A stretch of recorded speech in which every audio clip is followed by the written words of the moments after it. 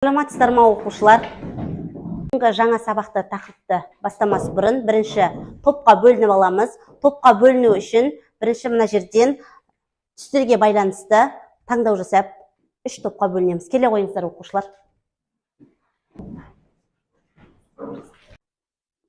Оқушылар топқа бөлініп болсақ, яғни әрбір топтың топ басшысы және топ мүшелері бар. Осы топ басшысы топ мүшелерін аты жөнін жаза отырып, әрбір тапсырмаға сәйкес ұпайларды жазып отырады. Осы ең соңында, сабақтың соңында жинақталған әрбір оқушының ұпайларын домбыра арқылы біз не істейміз? Бағалаймыз сабақтың соңында. Жақсы түсінікті болса, осы домбыра әдісі арқылы бағалау жүргізіледі. Оқушылар жақсы, келесі тапсырмамыз үй тапсырмасын сұрау мақсатында нысананы көздеу әдісі арқылы үй тапсырмасын орындаймыз. Жақсы. Дұрыс па тексерейге оқушылар? Тізбекті құрайтын сандарды біз не деп атайды екенбіз? Тізбектің мүшелері деп атаймыз. Жарайсын.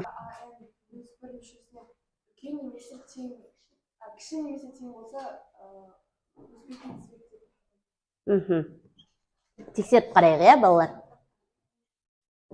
Егер, оқи ғой.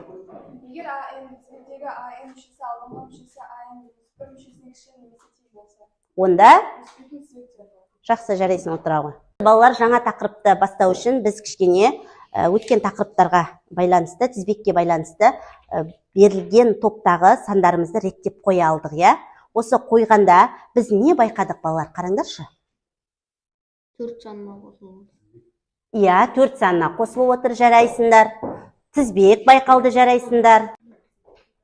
Жақсы, мына топтағы сары түске байланысты сандарды реттеп қойдық, я? Осы жерден не байқадыңдар, оқушылар? Жақсы, жарайсын, 6 саны қосылып отыр екен. Жақсы. Оқушылар, бүгінгі біздің жаңа тақырыбымыз арифметикалық және геометриялық прогрессиялар. Осы арифметикалық геометриялық прогрессияларды түсіну үшін бізге тізбектер керек. Біздің байқағанымыз, бізде берілген тізбектегі әрбір қосылып отырған мүшелерін біз айырымы деп атайды екенбіз арифметикалық прогрессияда. Яғни арифметикалық прогрессия деп отырғанымыз екінші мүшесінен бастап алдыңғы мүшесіне қандай да бір д тұрақты саны қосылып отырса, онда біз оны арифметикалық прогрессия деп атаймыз. Арифметикалық прогрессияда негізгі қасиеті алдыңғы бірінші мүшесі мен соңғы мүшесінен басқа көршілес екі мүшесін қосып екіге бөлгенде ортасы шықса, онда ол біздің арифметикалық прогрессиямыздың негізгі қасиеті болып табылады. Яғни А5 және А8 және А7 мүшелерін қосып екіге бөлгенде бізде қандай мүше шығады? А6 мүше шығады. Яғни бұл біздің арифметикалық прогрессиямыздың негізгі қасиеті болып табылады. Жақсы, оқушылар, бүгінгі тақырыпты жазыңдар.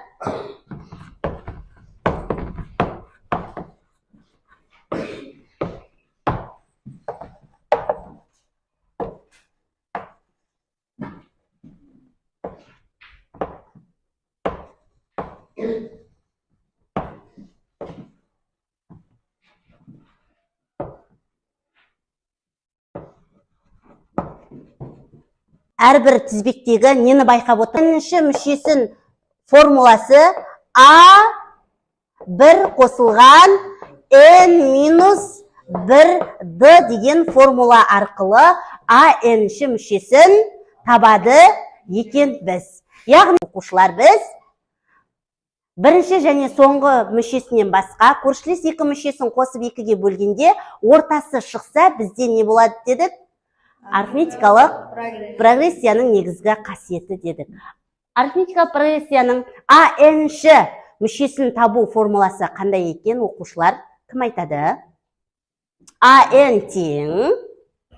Айта қояйық. Тұра қой, айта қой. А-н тең А1 қосылған N азайтылған 1 көбейтілген D.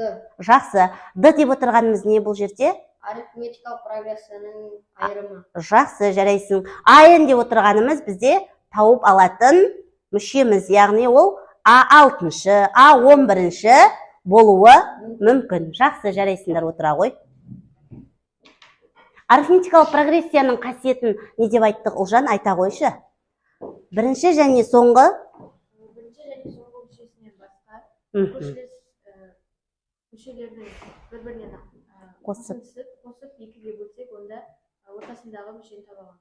Жақсы. Бұл арифметикалық прогрессияның негізгі қасиеті. Жақсы, жарайсың, отыра ғой.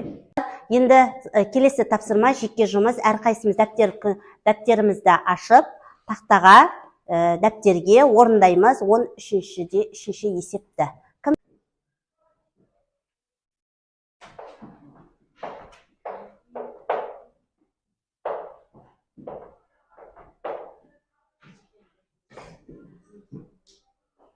A1-дің мәні және D-ның мәні берілген.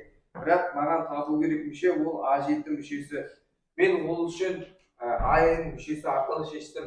A1-дің орнына 3-ті қойдым. Мен 3-ті қойдым. Ал D-ның орнына, N-ның орнына 7-ні қойдым. Және де 1-ді азайттым. Азайтылғанда мәні 6 болды. Ал D-ның мәніне мен 2-ні қойдым. Ал 2 мен 6-ның көбейтіндісі 12. Сонда минус 3 пен 12-ның қосындысы 9-ға тең болады. Жақсы, жарайсың, отыра ғой.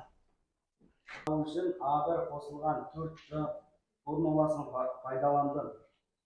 A5-те 2,3 қосылған 4 көбейтілген минус 1,2.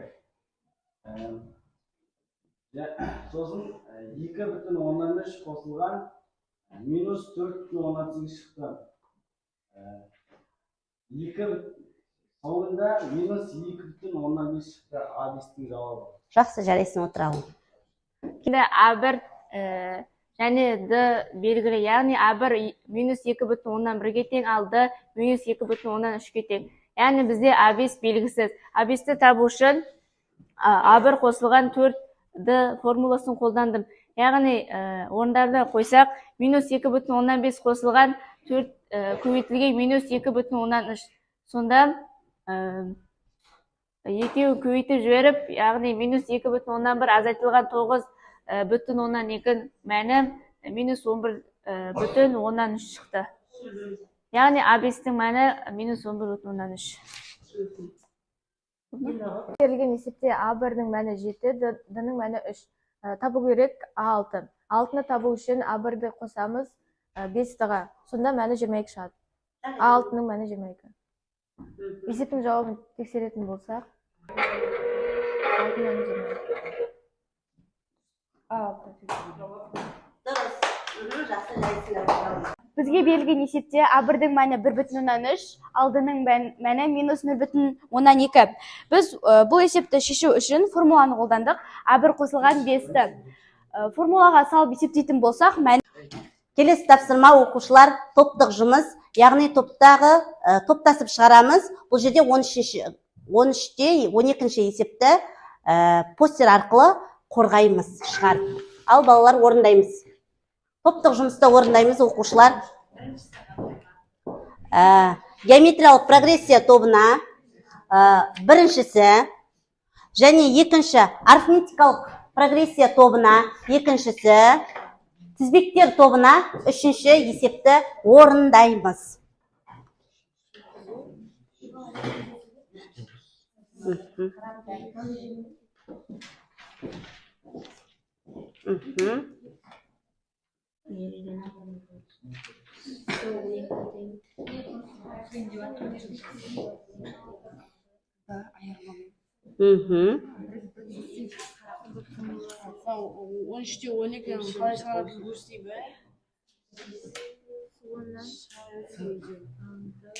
С 12 мүшесінің формуласы С1 қосылған 11-ді, ал С21 мүшесінің формуласы С1 қосылған 20-ды. Біз олардың мәнін қойып, айырымын таптық. Айырымында біз D-ны таптық. D-ның мәні 8 болды. Және де біз сол D арқылы С1-дің формуласына салып, С1-дің мәнін таптық. С1-дің жауабы минус 72. Біздің есеп 13-те 12-ның біріншісі. Біз дені табу үшін С21-тен А10 қосу 11-ді. С21-де орнына қойсақ 63-тен 8 қосу 11-ді. 63-тен 8 азайтамыз 55-тен 11-ді. Дының мәні 5-ке тең. Сол арқылы С1-ді табамыз. С1-ді мәні минус 37. Жақсы жарайсыңдар. Бізге берілген есеп 13-те 12-ның 3-ші. Берілгені А9-дың мәні минус 1,8, А9-дың мәні 23,2. Табу керек Д және А1. Бізде бұған А19 тең А9 қосылған 10-ды 23,2 тең минус 1,8 қосылған 10-ды. Сосын 10-ды тең 25 дейміз. Яғни Д-ның мәні шығып тұр. Яғни Д тең 2,5. Енді біз А1-ді табуымыз керек. Ол үшін бірінші А9 тең А1 қосылған 8-ді деп жазамыз. Одан кейін оны А1 тең минус 1,8 азайтылған 20 деп есептейміз. Сонда мәні минус 21,8 шығады. Яғни жауабымыз Д тең 2,5, А1 тең минус 21,8. Жақсы жарайсыңдар. Жақсы оқушылар, келесі тапсырманы орындайды. Кім орындайды? Жуаныш келе ғой.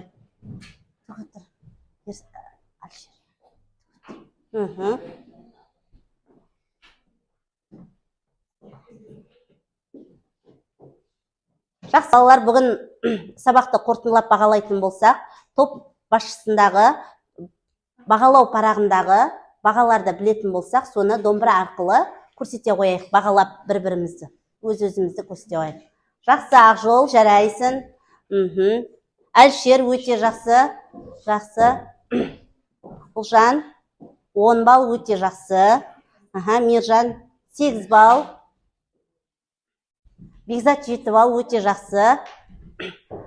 Өз-өзім домбыра арқылы бағалауды көрсетеміз. Иманғали 9, Дилназ 7, Ақбота 10, Жұбаныш 6. Жақсы сабақты қорытындылайтын болсақ, оқушылар, бүгінгі сабақ сіздерге түсінікті болды деп ойлаймын. Енді осы сабақта өз пікірлеріңізді тақтаға жазып кетсеңіздер болады, кері байланыс ретінде. Келе қойыңыздар.